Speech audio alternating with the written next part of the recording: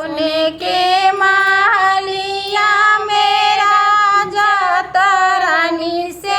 अरज करई रानी से अरज करई हो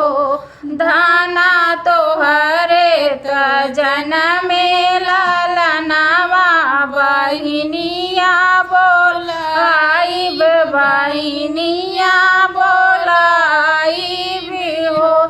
दाना तोहरे त जनमे ललनवा बहिनिया बोलाइब बहिनिया बोलाइब हो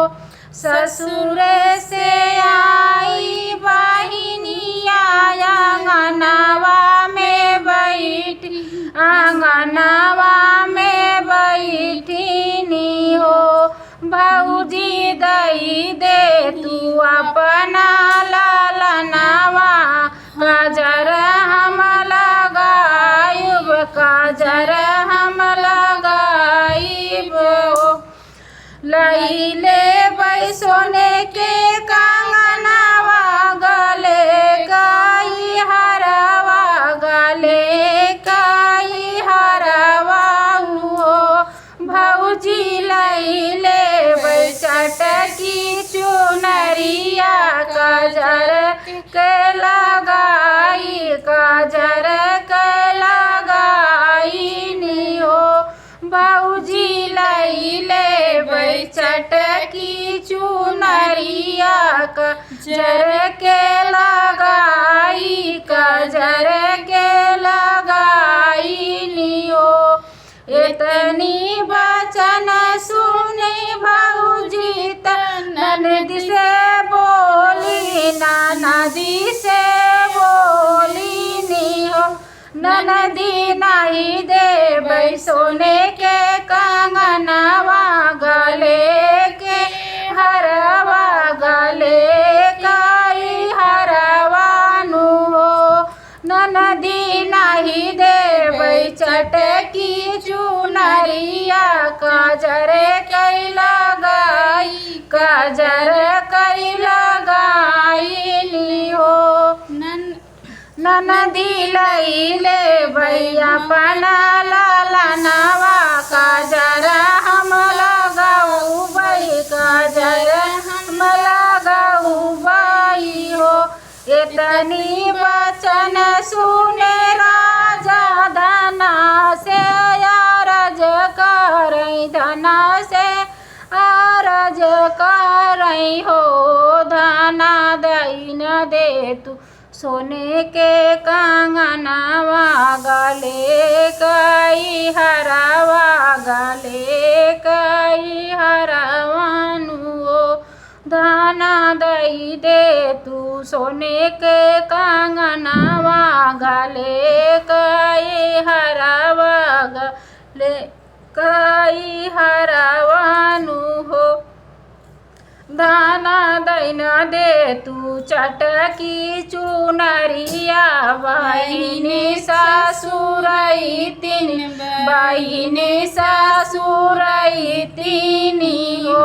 धना दई न दे तू चटकी चुनरिया बहिनी ससुरई तीन बहिनी ससुरई तीनी हो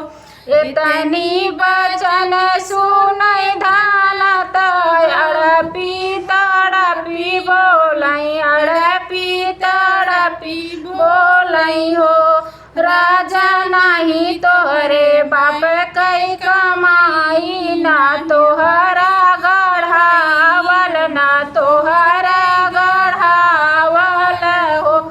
राजा नहीं तोहरे बापे कई कमाई ना तोहरा गढ़ावल ना तोहरा गढ़ावल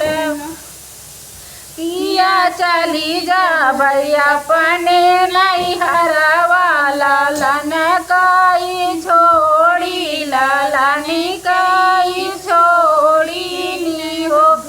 जब तूरी जबू नहीं हरवा सुना मोरी धाना सुना हो मोरी धाना रानी मोरी रानिया वानु हो धान कइले बै दूसरा बियाहवा तो हरी नालियाऊ बै तो हरी नालियाऊ बै हो इतनी वचन सुनी रनिया राजा जी से बोलाई तो सैया जी से बोलिनी हो पिया जाऊ तू ही करबा बियाहवा हमहु नाही आऊ बै हमहु नाही आऊ बै हो पिया तो से सुंदर मोरा देवराऊ नहीं साथे रहबै हो नहीं साथे रहबै हो हम तो का जलैबै हम तो के जलैबै हो जाऊ तू ही रनिया न रहबू देवर संगे रहबू देवर संगे रहबू न हो धाना नहीं करबै दूसरा बियाहवा तो हई लइके रहबै तो हई लइके रहबै हो धाना नहीं करबै दूसरा बियाहवा तो हई लइके रहबै तो हई लइके रहबै हो।